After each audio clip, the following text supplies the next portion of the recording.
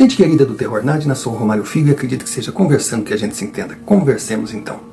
E hoje iremos conversar sobre o quê? Existem conceitos que são eternos no nosso imaginário, entre eles, sem dúvida alguma, os conceitos bem e mal. Existe o bem absoluto, existe o mal absoluto. Na verdade, o mal existe ou é apenas a ausência do bem? O que rege esses dois segmentos da nossa existência? Seria energia pura? É complicado. Claro, ficar se perguntando em busca de respostas irá contra tudo aquilo que pensa um Nadina, que tem suas dúvidas, mas não cai na vala comum do repetir perguntas, busca as respostas, interagindo, aprendendo com experiências vividas por gente igual a gente. Então, dentro desses conceitos confusos, vem aquela questão: se o mal existe, como se defender? Qual a força é maior, bem ou mal? Por que o mal ataca o bem? Por que o bem tem que sempre estar na defensiva? Assista o relato a seguir e tire suas conclusões.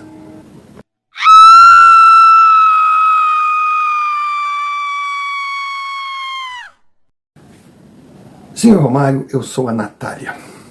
Fique tranquilo, é nome fictício. Eu quero aqui contar não só uma experiência que eu vivi, mas sim fatos que construíram a história da minha família. Então, eu vou fazer uma retrospectiva, por favor, não pense que é encher linguiça, rodeios, não. É que para poder colocá-lo, ou quem estiver assistindo, se é que o meu relato será publicado, no cenário, no contexto da história. Eu começo falando do meu avô. O meu avô era um negro lindo, sabe aquele negro que parece que é torneado? Aquele negro alto, forte, um olhar incrível, com um corpo atlético. Realmente, meu avô era o total tipo de beleza masculina. Era um homem trabalhador desde pequeno, nunca escolheu o serviço e pegava no pesado. E meu avô, ele foi trabalhar numa empresa, fazendo aquela parte, sabe, do qualquer coisa chama o negão, que ele era o poste. E quis, o destino, será, que ele conhecesse a minha avó. Então, o meu avô era o Paulão. A minha avó era Aninha. Aninha morava ali nas imediações da empresa. Ela era filha de um dos gerentes, de um dos manda-chuvas, onde meu avô trabalhava. A minha avó Aninha, ela era loirinha, sabe, aquela coisa descendente de italiano, pequenininha, aquele olho azul, era uma boneca. Ela devia ter assim 1,48 m, meu avô 1,90 m. Segundo, assim, digamos, conceitos, era tudo que não combinava em termos de casal. A gente não sabia se sobrava homem ou se faltava mulher, mas eles estavam, assim, apaixonados. Encontros furtivos que pouco duraram, logo meu bisavô chegou. Meu bisavô não é de muita conversa. E boatos fizeram chegar até o meu avô um comentário que o meu bisavô teria dito que a filha dele não iria cruzar com um João Ninguém. O meu bisavô na época já estava estabilizado financeiramente. Só que, claro, era uma época que homens não mandavam recado.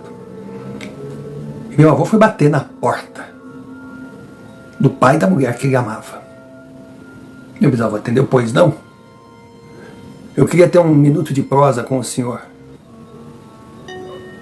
Mas a respeito de quê? Nós não temos assunto em comum, foi a resposta que ouviu. Se o senhor não me deixar entrar, o senhor não saberá o que me trouxe aqui. E caso não permita a minha entrada, será uma ofensa que eu levarei para o pessoal. O meu avô abriu o portão, chegaram na área, os dois sentaram. Aí ele chamou a minha bisa: Ana, Faz um refresco, tá quente. Faz um refresco para nós servirmos para a nossa visita. Afinal, não somos uma família de mal educados. A minha avó era Ana Maria. A minha bisavó era Ana Mara. As duas Anas. Foi quando meu avô disse: eu agradeço o refresco, mas eu vim aqui para tirar uma dúvida. O senhor falou que a sua filha não cruzaria com o João ninguém. Primeiro eu quero saber, é preconceito com relação à minha cor? Porque se for, eu me jogo numa lata de tinta branca e acaba o problema. Foi quando meu bisavô João olhou para ele e disse: rapazinho, você pediu licença para entrar na minha casa. Você foi recebido, então comporte-se, não fale grosso comigo, que o único que fala grosso aqui sou eu. Me respeite porque eu estou lhe respeitando. E quanto à pergunta, não. Não tem nada a ver com a cor da sua pele. Eu respeito um homem por suas atitudes, pelo seu caráter, pela sua dignidade. O resto, para mim, é resto. E saiba que eu conheço o seu trabalho há muito tempo e sempre o admirei. Agora você quer saber se é verdade que eu falei que a minha filha não cruzaria com o João ninguém? É. Mas eu vou lhe dizer por quê. Nada contra a sua pessoa. Você trabalha muito. Uma vez até comentei na empresa que se não tivesse surgido a Lei Áurea, se você continuasse escravo, não trabalharia tanto como trabalha sendo um homem livre. Mas você ganha muito pouco. Você pode proporcionar nada para minha filha. E eu vejo você, eu me enxergo. Com a sua idade, eu também era um jovem orgulhoso, trabalhador. Tirei a minha Ana da casa dela, achando que poderia dar todo o conforto. Hoje ela tem um mínimo de qualidade de vida, mas até então ela comeu o pão que o diabo amassou. Ela sofreu, ela passou fome ao meu lado, e eu não quero esse destino para a minha Aninha.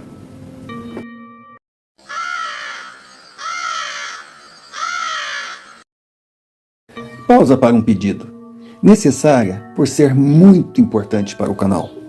Se você ainda não é inscrito, inscreva-se, deixe o seu like, comente, compartilhe, clique sino de notificações para receber mais vídeos produzidos por nós. E se achar que merecemos, envie-nos um Pix, QR Code na tela, como também a chave. Você escolhe o caminho. Qualquer quantia será bem-vinda. Importante também é que você lembre de hypar o vídeo. E se desejar se associar à Confraria Nadina, será muito bem-vindo. Seja membro por apenas R$ 4,99.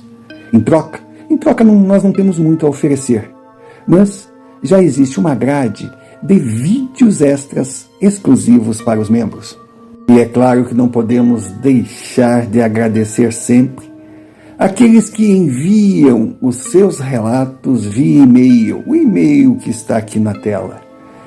São essas experiências o combustível que move a engrenagem. Dado o recado, voltemos ao relato. E desde já deixamos o nosso muito obrigado.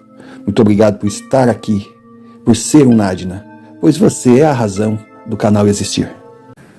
Foi quando um momento foi protagonizado que se eternizou na nossa família, passando geração por geração. Voinho, que era gigante, levantou. O Biso, que também não era pequeno, ficou em pé na frente dele. Aí Voinho falou: eu tinha certeza que tinha vindo conversar com um homem.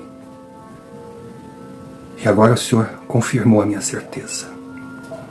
Por isso que eu gosto de olho no olho, para evitar que fofocas destruam reputações ou criem más impressões.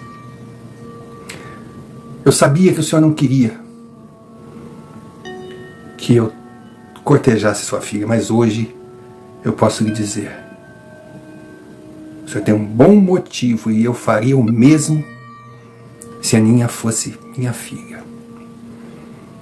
Então eu quero lhe perguntar: se eu tiver condição de dar o mesmo que a sua filha tem aqui, eu serei bem-vindo na sua família? Biso olhou para ele e disse: não só será bem-vindo, como eu vou lhe chamar de filho. Aí a Bisuana foi chegando com o refresco. Eles pegaram. Meu avô disse: eu sei que não se brinda com bebida doce, mas eu quero fazer um brinde, um pedido a Deus. Eu estou indo para o garimpo. E se eu tiver a bênção de conquistar alguma quantia considerável e voltar ainda com saúde, eu vou voltar e pedir a mão da sua filha. Bater o brinde. E assim se fez.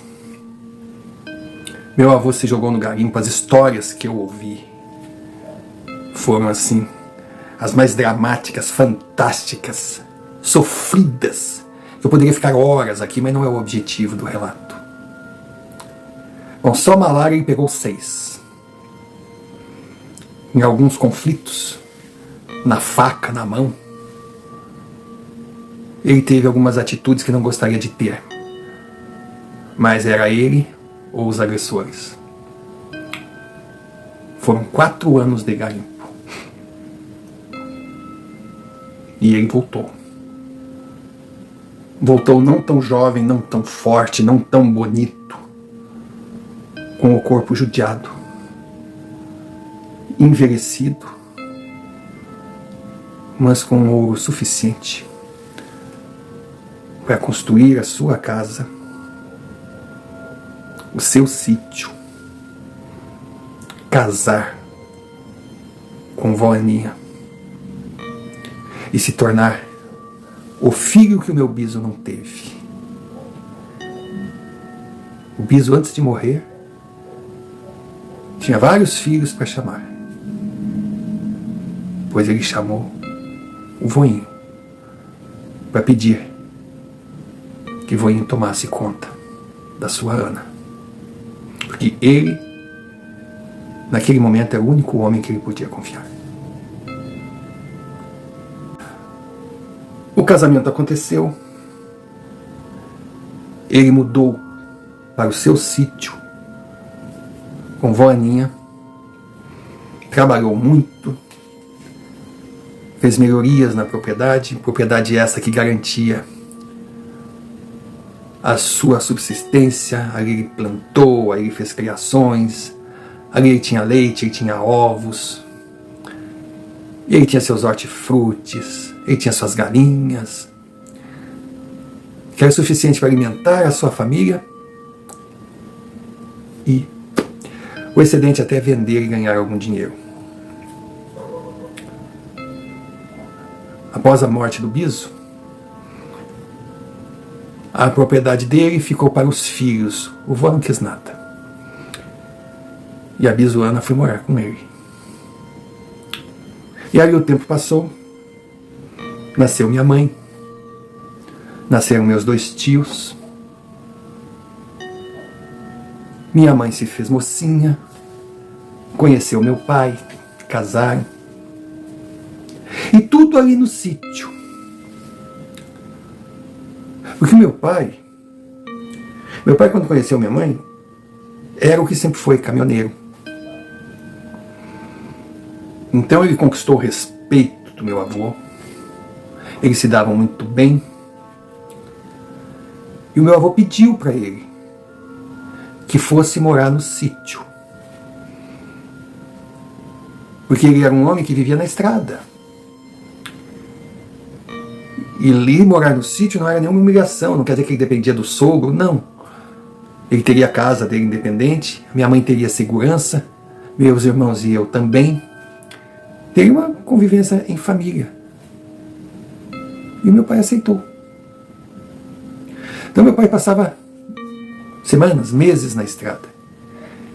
Uma presença paterna que eu tinha, que eu conhecia, era do voinho. Meu Deus. Como eu gostava de ajudá-lo na lida, como eu gostava de estar com ele, como era lindo meu avô. E o amor que ele passava para mim era algo impressionante. Mas aos poucos, eu estava ali com meus 5 anos, todo mundo comentava que o meu avô estava definhando. Ele não tinha muita idade na época, mas as sequelas do garimpo estavam cobrando a conta. Foi mordidas, venenos de animais peçonhentos, foi facadas que ele levou, noites mal dormidas, fome, bebedeira, cachaçada, sabe, quinino em excesso para combater as malárias, os rins estavam inchados, enfim. E ele foi para o hospital e do hospital não saiu mais. Mas eu lembro que ele pediu para me ver. Nossa, criança, entrar em hospital, eu tinha 5 para 6 anos, mas liberaram. Era o pedido de um moribundo, ele estava com os dias contados. Foi quando ele disse que ia me dar um presente. Eu era criança, um presente, nossa, eu não sabia nem o que imaginar o que meu avô me daria. Ele pegou um saquinho de pano, sabe esse saquinho de pano? Tirou de dentro a imagem de um anjo. Era uma imagem assim de pedra, muito bem trabalhada, não era uma imagem católica, não. Mas eu olhava aquela imagem, eu via anjo. Meu Deus, quando eu vi aquilo, eu digo, lindo. Era uma imagem antiga, surrada, mas ela era linda, ela tinha luz, eu lembro, eu era uma criança, mas eu lembro. Ele pegou aquela imagem, disse, ó, minha neta, deixa eu botar aqui, que a casinha fechou, deu para mim. Eu apertei, ele disse, esse é o legado que eu te deixo, proteção e luz. É o anjo que vai cuidar do meu anjinho. Cuide dele, que ele irá cuidar de você. Mas ele falou aquilo com um amor, uma força. Eu dei um abraço nele. Foi algo que eu não conseguia sentir. Eu não consegui sentir nunca mais. Uma força. O meu avô. E ele partiu. Meu Deus, doeu. Como aquele sítio ficou gigante sem a presença do meu avô. Como ele ficou vazio. Eu senti a tristeza, eu senti a dor, eu senti a perda pela primeira vez na minha vida. E aquela imagem, com o passar do tempo, a minha mãe explicou que foi algo que meu avô trouxe do garimpo. E segundo consta, ele estava muito doente, ele tinha uma quantidade de ouro escondida, o que era terrível, porque o ouro eles tinham que vender para os atravessadores, que ficavam com 70% do valor, e ele estava cansado de ser explorado, escondeu aquele ouro, e aí ele estava meio moribundo. Tinha uns homens lá que desconfiavam que ele estava com aquele ouro. Um dia ele saiu, foi onde tinha escondido o ouro, e aí aqueles homens foram atrás dele, quando ele estava cavando. Aí brincaram ainda, tá cavando a tua cova ou lugar para esconder tuas merda. Aí ele estava ali sem ação, fraco. Aí não teve como reagir, o cara chegou, o que tu tá escondendo de nós aí? E abriu, tinha um saco, o mesmo saco, que era para estar o ouro que ele guardava. Foi quando aquele criminoso pegou aquele saquinho, ele disse, a minha vida acabou. Mas quando ele tirou a imagem do anjo. Aí o cara, mas que palhaçada é essa? Aí ele olhou, ué? É o meu anjo protetor, meu anjo da guarda, por que não posso ter um? Mas tu é muito ridículo, né, negão? E jogaram aquele santo, aquela imagem no chão. E saíram fazendo piada deles mesmos, que estavam na vigília achando que pegaram uma quantidade boa de ouro. Meu avô não entendeu, mas pegou aquela imagem, botou dentro do saquinho, fechou e pensou, bom, já que tu está aqui, vai ficar aqui. E foi enterrar para depois pensar em procurar o seu ouro. Mas ao abrir o buraco de novo, ali estava outro saco, na verdade o saco que ele tinha colocado. com todo o ouro que ele tinha guardado. Era uma história incrível. Mas aquele anjinho, ele dizia que depois que encontrou, a sua saúde melhorou, as coisas começaram a acontecer e conseguiu sair do garimpo levando a sua reserva de ouro, que foi o começo da sua vida, que foi a chance dele casar com a minha avó. E a imagem veio com ele. E foi aquela imagem que ele deu de presente para mim. O tempo passou, eu cresci, conheci Marcelo, namoramos, noivamos, tudo no estilo daquela época, e resolvemos casar. Marcelo era um homem incrível que eu tinha conhecido no meu trabalho. Eu já trabalhava na cidade, trabalhava numa loja de ferramentas, uma tipo ferragem. Ele chegou lá, foi comprar umas peças, umas ferramentas, começamos a conversar. No outro dia ele foi buscar outra ferramenta, no outro outra ferramenta. Aí chegou um dia que ele foi comprar a ferramenta repetida. Eu achava engraçado. Aí foi quando eu perguntei se ele era colecionador, ele se sentiu ridículo. Bom, aí me convidou para sair, lógico que eu aceitei, porque eu gostei dele desde a primeira ferramenta. Aí estávamos para casar. Minha bisa já tinha nos deixado. Então, morávamos ali. Minha mãe, eu, meu pai quando estava em casa, e a minha avó. Marcelo conseguiu trabalho, um trabalho excelente. Era o futuro dele acontecendo em outra cidade. E eu não queria ir embora. Não queria ir embora. Deixar minha avó, minha mãe sozinhas. Não queria. Foi quando Marcelo fez uma proposta para o meu pai. Ele disse que o trabalho dele era muito bom. Ele ia ganhar muito bem, realmente. Foi um achado na vida dele. Que o meu pai vivia na estrada.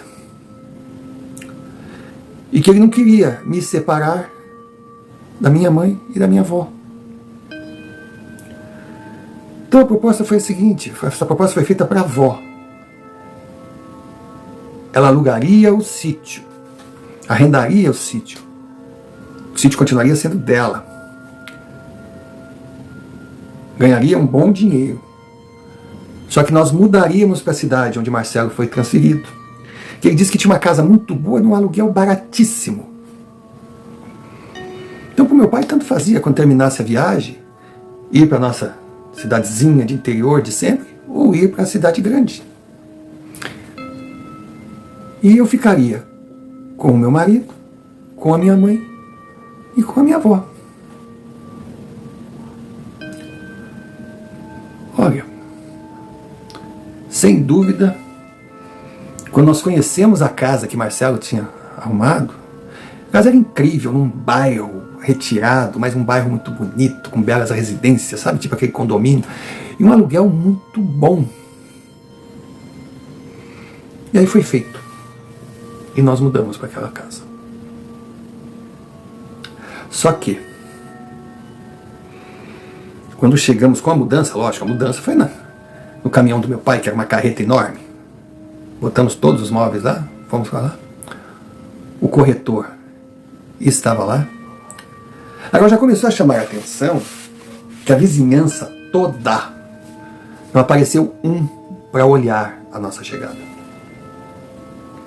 Claro que a gente ficava, bom, se é no interior, já chegava todo mundo, um oferecia uma coisa, o outro ajudava a baixar os móveis, mas não apareceu um, deve ser sistema da cidade grande. E outra, o corretor sumiu. Ele foi lá, mostrou a casa, pá. E nós mudamos. Meu pai ficou uns dias com a gente lá, estava na hora de voltar para a estrada. Aí ele falou que ia levar minha mãe para viajar com ele, que ela de vez em quando saia para viajar. Então seria boa, uma mudança de áreas, ele teria a companhia da minha mãe na viagem, seria uma viagem longa, de 20 e poucos dias. Aí ficaríamos, Marcelo, eu e Voana em casa. Perfeito. Só que tá faltando um personagem aí eu esqueci de citar. Um personagem que quando eu tinha 14 para 15 anos entrou na minha vida. O meu pai trouxe de viagem. O bode. Veja se isso é nome. O bode. O bode era um pastor alemão. A coisa mais linda do mundo. Claro, quando eu recebi, era um bodinho. Meu Deus, foi amor à primeira vista. E o bode virou membro da família. Bom, para me namorar, já que meu pai estava viajando, Marcelo teve que passar pelo crivo do bode. O bode a princípio olhou, meio arredio, mas depois aceitou. Se o bode aceitou, está aceito. Eu lembro que eu saía para trabalhar, ele me acompanhava até a saída do sítio, porque ele trabalhava de bicicleta. Quando eu voltava, ele estava ali no portão. Nossa, o bode, eu achei que ele ia sentir a mudança do sítio, mas que nada. Ele queria estar com a gente. Então, eu vou dizer, quando meu pai viajou, nós já estávamos há uns 7 dias na casa, nós não conhecemos um vizinho, não aparecia ninguém. Mas não é que não apareciam porque estavam ocupados, não tinha, não. A gente via eles passando de carro, passando a pé, eles entravam nas casas, eles conversavam entre si, mas com a gente, nada. Absolutamente nada.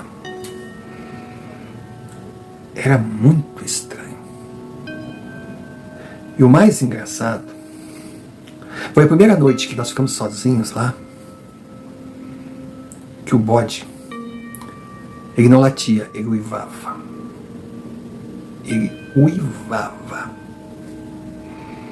Ele nunca foi de fazer isso. A gente ficava até preocupado com a vizinhança. Poxa, já temos esse problema ainda agora, bode, para. Levei ele para o nosso quarto. Meu Deus, ele dormia no tapete, o sonho dele era dormir na cama, nós colocamos ele na cama, mas mesmo assim. E o mais engraçado é que nós sentíamos estalos nas paredes. Trec.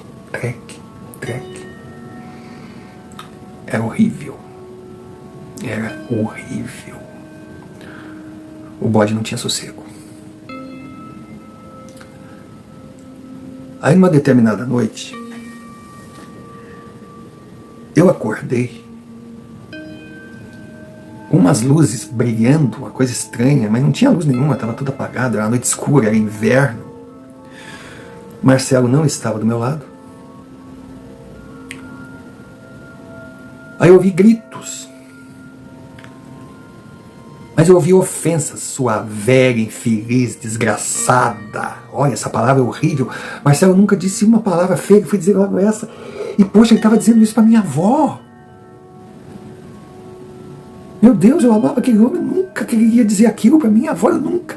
Meu Deus, minha avó fez tudo por ele, chamava ele de filho, eles viviam muito bem, foi ele que pediu para que ela viesse morar com a gente. O que Marcelo, será que Marcelo tá louco? Aquilo foi uma decepção. Aí eu saí no corredor, fui em direção ao quarto da minha avó, mas disposta a acabar com o casamento, não ia admitir aquilo. Será que ele ia mudar porque considerava que ele estava dentro da casa dele e não dentro da casa dela? Meu Deus do céu, quando eu entro naquele corredor, está o bode assim, ó, teso, duro, olhando para o quarto da minha avó. Eu passei por ele, abri a porta, gritei, Marcelo! A voz estava dormindo, mas ressonava, ela roncava, mas estava na sinfonia normal.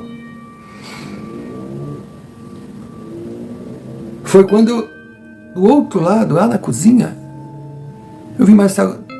Oi, amor, tá me chamando? O que houve? Eu disse, o que você está fazendo aí na cozinha? Ah, deu fome. Sabe, e tinha esse pão, esse pedaço de carne que sobrou do almoço. Aí me deu aquela fominha da madrugada, tô aqui, eu fiz um sanduíche, vai querer? Eu até chamei esse pulguento aí, ele estava aqui comigo, saiu correndo. Estava parado, que nem uma estátua. Mas o que houve? O que tu foi fazendo no quarto da tua avó? Eu disse, Marcelo, você estava gritando, você estava ofendendo a minha avó, chamando minha avó de velha desgraçada. Ele, eu não, tá louca. Eu estava aqui na cozinha. me deu uma tremedeira que eu não aceitei o sanduíche que ele me ofereceu, não. Eu fui no barzinho, olha, eu peguei um cowboy e ó... Eu falei, o que é isso, mano? Eu não sei. Eu não sei. Eu não sei, mas essa casa tem alguma coisa.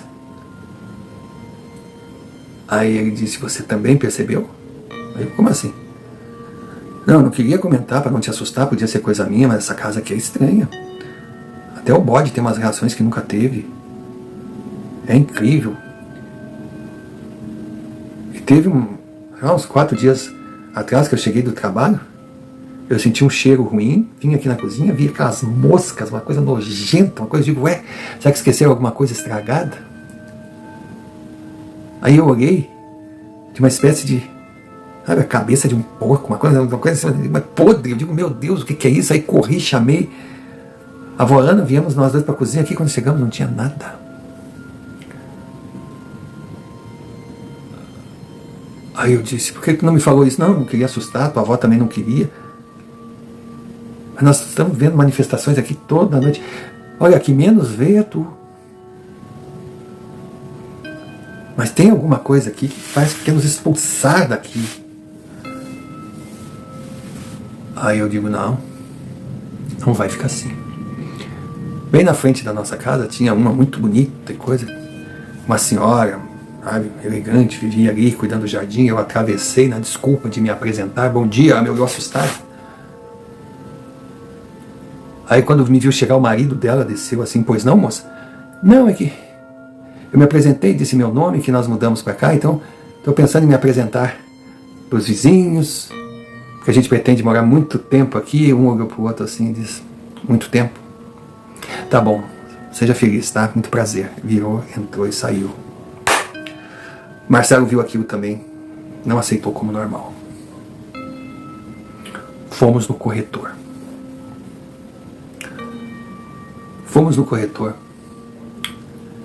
E a história que ouvimos.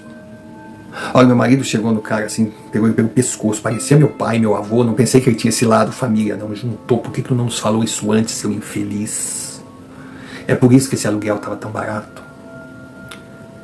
E diz há quanto tempo acontece isso, mas ele dava berro naquela imobiliária, veio o dono, quis dar uma de grossão, ele, na hora de pagar barato, vocês... Mas Marcelo escrachou com eles. Agora vocês vão me explicar que palhaçada é essa, o que vocês fizeram, onde vocês nos colocaram, por que aquela vizinhança não conversa com a gente, o que está acontecendo. Não é porque eu vou chamar a polícia, então chama. Aí ele mentiu, mas aquela mentira bem colocada, chama a polícia, chama todas as autoridades aqui dessa cidade, que daí eu vou chamar o meu pai. Aí vocês vão saber com quem estão mexendo. Nossa, seu cara... Sabe aquela coisa, de quem esse cara é filho, sabe? Mal sabiam eles que o meu sogro era o famoso. O famoso. Tadinho do meu sogro. Mas a mentira deu certo. Aí apareceu uma senhora lá da imobiliária que também se apresentou como dona, e só tinha donos e aquele corretor. E aí a história foi contada. Aquela região toda era a região do café. Fazendas e fazendas, na época dos barões do café, que movimentava a economia do eixo Rio-São Paulo. Barão do café, para ter uma ideia, tinha que ter no mínimo 14 milhões de pés de café plantados para ser considerado um barão. E numa daquelas fazendas, tinha um capataz. Tinha aquele que comandava a senzala. Bom, que todo mundo conhece, aquela fase vergonhosa da história. E o jeito que os seres humanos eram tratados. E toda a fazenda tinha aquele que era o responsável por açoitar, por manter a ordem. Só que esse homem especial ele fazia com prazer. Ele sentia prazer em judiar. Então contam que em determinados dias a tarde foi produtiva, todos os escravos trabalharam muito bem, foram para a senzala, estavam quietinhos, estavam na hora de comer e diziam, mas eu estou entediado, eu vou botar um no tronco, escolhiam lá e açoitavam o cara só pelo prazer. Só que nem sempre foi assim. O proprietário, o verdadeiro barão, segurava um pouco os instintos daquele homem que era um empregado, que tinha seu valor porque mantinha a produção, mas exagerava, então ele cortava as arestas. Mas quando o homem morreu, o seu filho herdou a fazenda e liberou geral, e só queria resultado, ele não queria saber o que acontecia lá na senzala. E a coisa chegou num ponto tão gigantesco, os quilombos estavam surgindo, o sonho de liberdade também, houve uma revolta naquela senzala, e os escravos fugiram. Fugiram, e lógico, foram perseguidos pelos famosos caçadores, né? Que rastreavam, prendiam, às vezes matavam e levavam de volta os fujões. Só que naquele local que surgiu o condomínio, eles acamparam um refúgio. E ali foram encontrados. Ali foram encontrados. E no embate, aquele capataz, aquele criminoso, foi pego pelos escravos e foi pendurado numa árvore, exatamente onde tinha a nossa casa. E dizem que aquele espírito do mal continuava ali. Nós ouvimos aquela história e voltamos para casa. Tá bom. Mas conversando com a avó, conversando com o Marcelo, nós resolvemos, vamos esperar o pai voltar. Vamos ver o que ele fala. O pai é um homem de estrada, porque essa história, sabe, é muito sensacionalista. Mas esse povo que não fala com a gente, coisa. Bom, eles já não falam, porque todas as pessoas que mudavam para ali, ou ficavam pouco tempo, ou aqueles que permaneciam, mostravam não ter uma índole assim muito aconselhável para se tentar vizinhar de forma simpática. Diz que tinha sequestradores, foram para ali, sabe? Narcotraficantes. Diz que teve gente que tentou transformar aquilo ali num bordel. Era só aqueles que permaneciam, parecia que eram ligados com o mal. As pessoas de boa índole iam embora. Então, claro, os moradores não tinham assim tanto medo, receio das histórias que contavam daquele capataz, daquele capanga que açoitava a gente por prazer, que perambulava por ali. Não. O medo era saber quem estava chegando para vizinhar.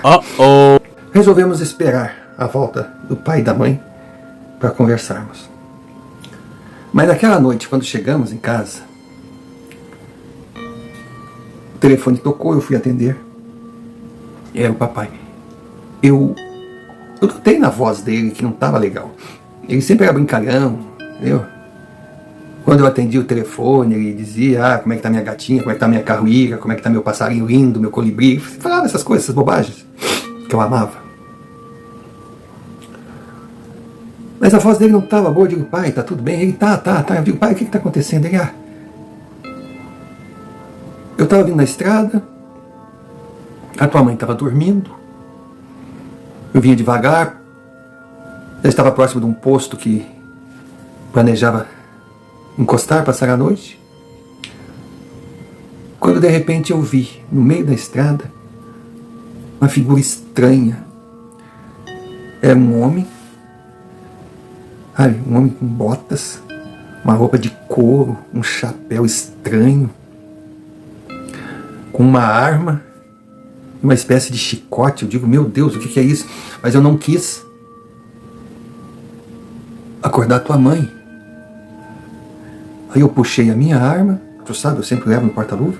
Também não quis parar, porque de repente podia ser uma emboscada, e fui caminhando, fui andando no carro, assim, ficando caminhão devagarinho, numa velocidade boa, mas... Aí eu passei do lado daquela criatura que me encarava. Eu nunca vi uma coisa tão estranha. Ele tinha um rosto, mas não era um rosto, eu não conseguia enxergar os olhos, ele era esbranquiçado, ele parecia, meu Deus, um zumbi, uma coisa horrível, uma coisa... Aí quando eu passei, olhei no retrovisor, ele não estava mais lá. Me deu uma tremedeira, eu acelerei, cheguei aqui na parada. Olha, Até falei para a tua mãe que a gente podia continuar alguns quilômetros a mais, né? Eu digo, não, vamos dormir que eu não tenho condição. Ela perguntou o que tinha acontecido, eu digo, nada, vamos dar uma relaxada, vamos jantar, tomar um banho, vamos, sabe? Levei para esse lado. Aí logo eu lembrei de vocês aí, fiquei preocupado e liguei, tá tudo bem aí? Agora vejam a minha situação, meu pai com aquilo assim inexplicável, longe. Eu ia preocupá-lo, eu digo, não pai, tá tudo bem, segue tua viagem, quando chegar aqui a gente conversa. Como é que tá a mamãe? Não, a tua mãe tá bem, ela tá lá no banheiro, ela vai vir falar contigo, tá? Eu quis falar antes, mas não comenta nada. Eu digo, não vou comentar. Ela veio, pá, desligou. Quando desligou, eu ouvi um bode aí latindo no meio da sala. Foi quando eu ouvi o grito da minha avó. Marcelo não tinha chegado ainda, ele tinha nos deixado depois que voltamos da imobiliária, tinha ido resolver um problema. Quando eu chego na sala, ali estava aquele homem. A descrição que o meu pai tinha dado, ele estava ali, dentro da casa. E eu concluí que só podia ser ele. Quando ele me viu, ele deu um urro, uma coisa assim, começou a se contorcer. O bode avançou nele, ele simplesmente fez assim. Aquele monstro cachorro caiu no canto. Minha avó em estado de choque. Aí eu não sei como eu me senti em igualdade com ele, sei lá, eu não podia ter medo. Eu estava dentro da minha casa, ali estava minha avó, ali estava o meu cachorro. Eu tinha que proteger, aquilo ali era meu. Não seria aquele infeliz que iria mexer com a minha, desrespeitar a minha casa. Eu falei, saia daqui, seu demônio. Aqui não é o seu lugar, saia. Ele olhou para mim assim, fez tipo, sabe? E quando ele tentava me desencorajar, mais força eu sentia. E de alguma forma, a casa começou a tremer, era uma coisa estranha, era uma situação, estalava tudo. E ele fez um gesto ali, que me, não sei, parecia um vento, um vácuo, uma pressão, eu não entendi, que me jogou contra a parede, eu bati no chão. Quando eu levantei, pensei, morri. Ele não estava mais ali. A minha avó veio, você tá bem, minha filha? Você tá bem? Eu digo, tô. Aí eu digo, como é que tá o bode? A avó falou, não, ele tá bem. Mas onde ele tá? Ele se machucou? Não, ele saiu daqui. Eu fui levantando. Minha avó perguntou, o que houve? Eu digo, não sei, vó. Você viu a criatura? Vi. E ela foi embora? Eu digo, não sei, vó, não sei. A minha avó, você botou medo nela? Eu digo, para, vó, quem sou eu para botar medo em alguém? Nisso, vem bode, com aquilo na boca. Quando ele chegou, sentou na minha frente, eu cheguei a arrepiar.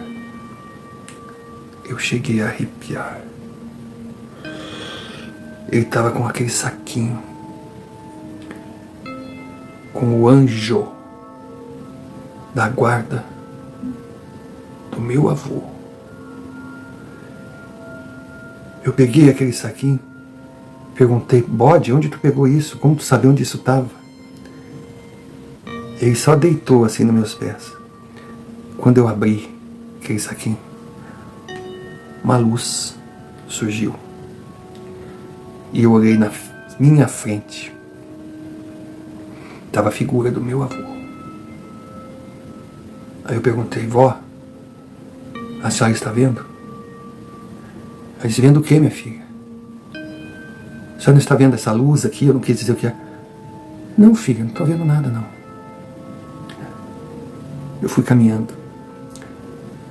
Meu avô sorria. Meu Deus, eu com aquilo na mão. Eu só olhei para ele. Obrigado, vô. Eu te amo. Ele sorriu. Ele sorriu. E da mesma forma que ele surgiu, ele desapareceu. Quando Marcelo chegou, eu contei o que tinha acontecido. E também falei sobre o que aconteceu com meu pai. Aí ele falou comigo e disse: olha, esse anjo salvou vocês. Sem dúvida, o teu avô te protegeu. O mais assustador é essa criatura ter ficado à frente do seu pai e da sua mãe a milhares de quilômetros daqui. Então vamos fazer o seguinte: não conte para mais ninguém o que aconteceu aqui. E quando teu pai e tua mãe chegarem, nós vamos dizer que não gostamos da vizinhança, que uma casa é boa, mas é uma situação estranha, e que nós conseguimos uma casa melhor com o mesmo preço. Aí eu olhei para ele assim e disse: mas onde nós vamos conseguir uma casa melhor com o mesmo preço dessa aqui? Ele disse: simples, da mesma imobiliária que nos colocou nessa situação. Porque com certeza eles ainda estão preocupados por não saberem quem é o meu pai.